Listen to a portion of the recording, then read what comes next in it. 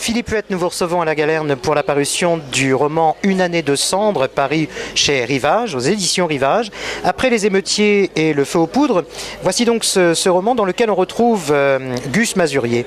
Est-ce que vous aviez besoin de retrouver votre héros journaliste après ces livres forts, sociaux? En fait, j'avais besoin effectivement de revenir à ce qu'on peut appeler les fondamentaux du roman noir.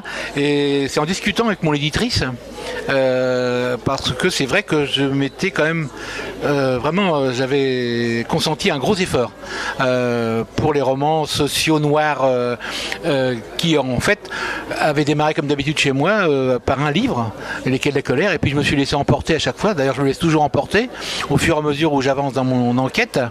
Et il y a un gros travail d'enquête. Et puis surtout, j'étais beaucoup moins sûr de moi. Enfin, on n'est jamais sûr de soi quand on écrit un livre. Mais là, j'étais vraiment très hésitant et un peu surpris de la réussite des Quais de la Colère. Donc, on peut considérer ça comme une pause, encore qu'il est aussi difficile d'écrire un bouquin comme Une année de cendres qu'un bouquin social. Donc voilà, c'est en accord avec mon éditrice et j'étais en même temps en train de travailler sur le 4e opus qui va suivre. Et donc ça m'a fait du bien, je crois. J'ai changé de ton, évidemment. J'ai retrouvé le ton que j'avais un peu employé avec L'inconnu d'Antoine. C'est un peu ce que je voulais. Qui est sûrement d'ailleurs dans les romans policiers que vous avez écrits, votre roman, celui que vous préférez. Oui, en plus c'est également la vie d'un expert, François Guérif, le créateur de Rivage Noir. Et c'est vrai que je sais pas pourquoi, mais tout ça, vous savez, ça vient jamais d'une manière nette, lisse. C'est quelque chose de très confus, surtout chez moi. C'est un peu le bordel. Ma méthode de travail également. Donc j'avance comme ça, et puis je me rends compte plutôt par effet de miroir avec les gens qui me parlent du livre, mais surtout d'abord avec ma femme, qui est mon juge de paix. Ma femme, si elle me dit ça va pas, je discute même pas. Elisabeth Coquart, on peut la citer. Donc voilà, Elisabeth Coquart, oui. Donc également écrivain. Donc voilà, ça m'a fait du bien, je crois. En plus, ça fait du bien, bien que je vieillisse comme tout le monde. Mon héros, lui, a rajeuni. Donc c'est vrai, on va en parler dans un instant, mais je crois que cette idée, en tout cas, vous l'aviez en tête depuis déjà longtemps. C'était un peu comme ça, une histoire que vous aviez... Oui, c'est une histoire, comme toutes mes idées, c'est des vieilles histoires de journalistes aussi, que j'ai vécues. Et à chaque fois, donc évidemment,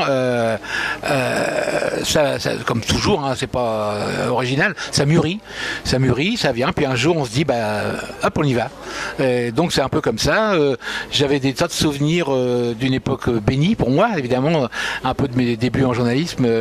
Et j'ai un peu l'impression d'ailleurs de revenir au temps des diligences, parce qu'il y a tellement de contrastes avec ce qui se passe maintenant, que voilà. Donc quand en lisant le roman, je me dis à cet endroit-là, j'ai l'impression que Philippe Huette a vécu cette situation et que j'imagine les liens évidents avec votre passage au Havre comme journaliste, on se trompe pas. Ah non, pas du tout, non, pas du tout. De toute manière, même si j'écris des fictions, je démarre toujours par des points de repère, par un socle vécu. Chez moi, c'est comme ça. Après, je délire, c'est la grande liberté qu'on peut avoir comme romancier, mais je démarre toujours avec, j'ai besoin, un portrait, une chanson, n'importe quoi. Généralement la ville aussi, qui a une grande importance chez moi. À partir de là, donc après, si ça marche, tant mieux. Dans ce roman, on retrouve Gus Masurier, votre héros journaliste. À ses débuts, il boucle à peine sa première année de métier. C'était important aussi de le ramener avec ce caractère-là de passionné, aux yeux du lecteur. Ce qui est passionnant également, c'est que quand on a écrit, je ne sais plus, 5 ou 6 bouquins avec le héros vieillissant, quand on revient en arrière, il est presque délicat d'essayer d'esquisser les traits de caractère qui vont être les siens plus tard. Donc voilà, ça m'a vraiment plu, passionné. Et puis toute une époque évidemment qui m'a... C'est une époque où le Havre était assez fascinant, c'est-à-dire que c'est une ville fascinante. Pourquoi ? Parce que c'est une ville qui se relevait de Serville, mais comme titubante. Il y avait un côté, une ville qui flottait complètement dans son souvenir. Donc ça, j'ai essayé de le rendre, qui ne savait pas encore que ça allait devenir cette ville, la ville de maintenant. Car il faut préciser que l'action se déroule en 2 temps. 1946, effectivement, au sortir de la guerre, le Havre est en ruine.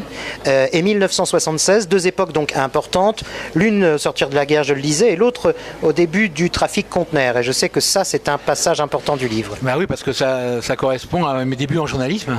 La révolution portuaire.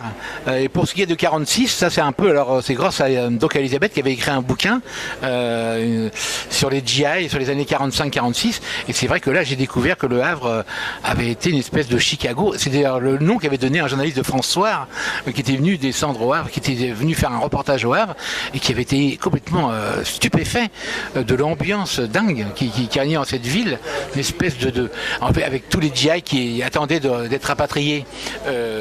Et qui étaient parqués dans les camps cigarettes.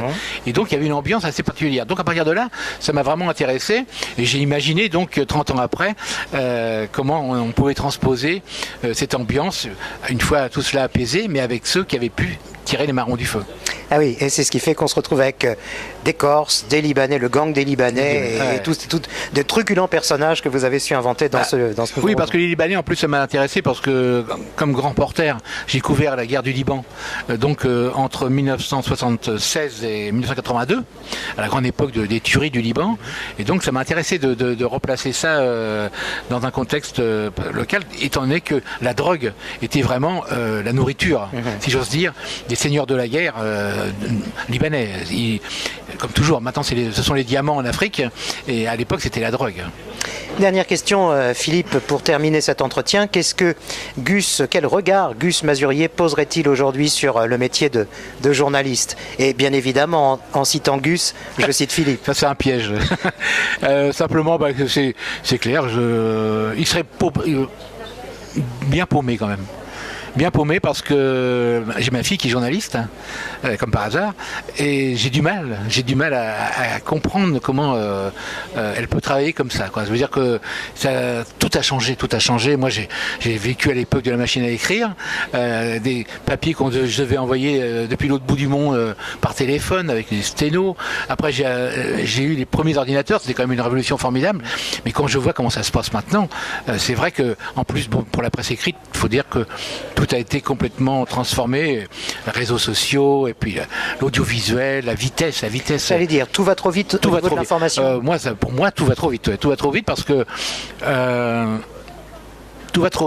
que la concurrence oblige à dominer tout de suite, sans dominer vraiment le sujet. Donc on domine ce qui se passe, mais sans dominer, sans approfondir du tout, quoi. Moi, je partais en portage, j'avais 3 semaines, 1 mois. En fait, j'ai ramassé les miettes. J'ai eu la chance de ramasser les miettes de la grande époque du journalisme écrit. J'avais un patron qui m'envoyait couvrir un événement et qui me disait vous faites des magazines, sauf s'il y a un grand événement. Et ça, c'est fini, enfin pratiquement fini, quoi. Maintenant, il faut aller très très vite. Il faut ne pas se faire griller. C'était vraiment le truc auparavant également, mais maintenant là c'est devenu une course effrénée, quoi. Ce qui fait que évidemment ça entraîne des bavures aussi, ça entraîne des choses qui ne sont pas tellement approfondies, qui ne sont pas assez réfléchies, etc. Merci beaucoup, Philippe. Ouais.